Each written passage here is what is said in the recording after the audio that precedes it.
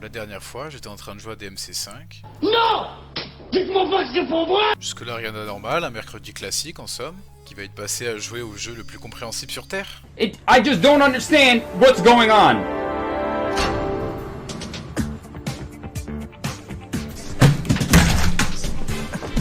Évidemment faux et je m'en amuse, c'est très bien connu que dans les licences des May Cry, tout n'est pas forcément compréhensible, mais il y avait une chose qui me titillait et que moi je ne comprenais pas. Je comprends pas, j'accepte pas.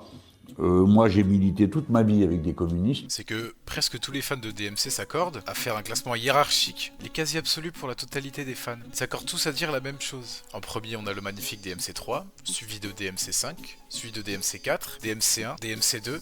It's the biggest piece of dog shit. Il y a DMC le reboot aussi. Ben non, on va bien te faire enculer, jeu de merde là, putain de...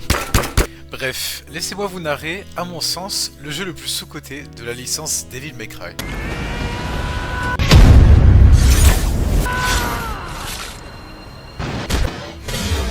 Comment ça, tu peux dire que DMC4 est sous-côté et quand top 3 et puis après il y a DMC5 et DMC3 au-dessus? Alors déjà de 1, ferme ta gueule, et de 2, laisse-moi t'expliquer. Le plus grand changement que Devil May Cry 4 ait apporté à la série, c'est l'introduction de Nero, un personnage totalement inédit.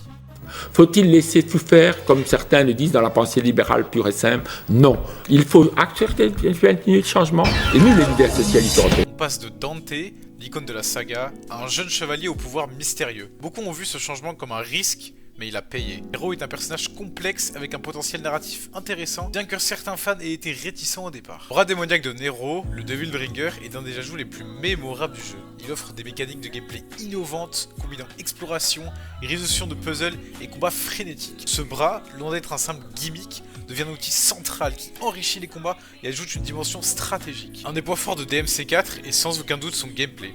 Il conserve ce qui a fait le succès des épisodes précédents, des combats ultra rapides, des combos dévastateurs et un système de production complexe. Mais il va encore plus loin. Nero et Dante, avec leurs deux styles bien différents, offrent deux expériences de jeu distinctes mais complémentaires. Alors que Dante se repose sur ses multiples armes et sa maîtrise des styles de combat, Nero, lui, privilégie un style plus direct et brutal. Ce contraste crée une dynamique rafraîchissante qui offre une richesse insoupçonnée au gameplay. Oh, faut que je parle des graphiques aussi. Visuellement, DMC4, ça brille. Ça en claque. Avec des décors gothiques, des arènes de combat grandioses et des ennemis au design incroyablement détaillé. Oh bordel, Gloria, laisse-moi lécher tes gros pieds là avec du Hellmore Jet. Le jeu exploite parfaitement la puissance de la génération PS3, Xbox 360. Le moteur graphique de l'époque permet de livrer une expérience visuelle immersive et percutante. Ah oui, et petit truc de rien du tout. Hein, pas vrai, DMC5. Dans DMC4, on peut jouer Trish et Lady. Pas comme dans cette immondice qui est DMC5. C'est faux, je rigole, j'ai plus de 400 heures sur le jeu, j'adore DMC5, j'adore tous les DMC. Sauf DMC2 et DMC Reboot, vous baisez vos mères. Ben voilà, je crois que j'ai tout dit, ça peut être une fin de vidéo.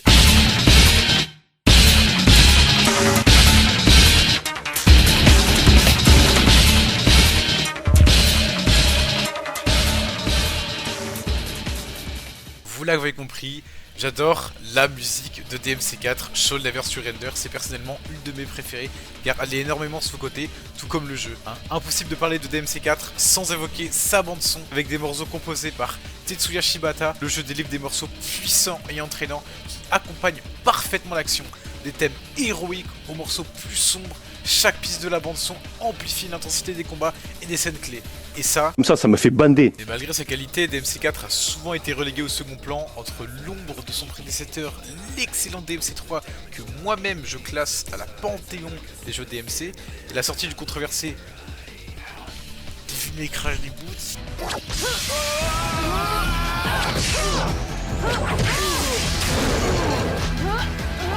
Devil May Cry Reboot. Il n'a toujours pas eu la reconnaissance qu'il mérite. Cependant, avec le temps, de nombreux joueurs, dont moi, reconnaissent enfin sa valeur et son influence sur la série. Donc voilà, en conclusion, DMC4 c'est un jeu qui mérite d'être redécouvert entre son gameplay novateur, ses personnages mémorables, ses directions artistiques soignées et sa bande son épique. Il a tous les ingrédients d'un grand jeu. Si vous n'avez pas encore plongé dans cette aventure, c'est peut-être le moment. Après tout, dans le monde des DMC, il y a bien plus que ce qu'on voit à première vue. Et DMC4, eh ben, c'en est la preuve vivante.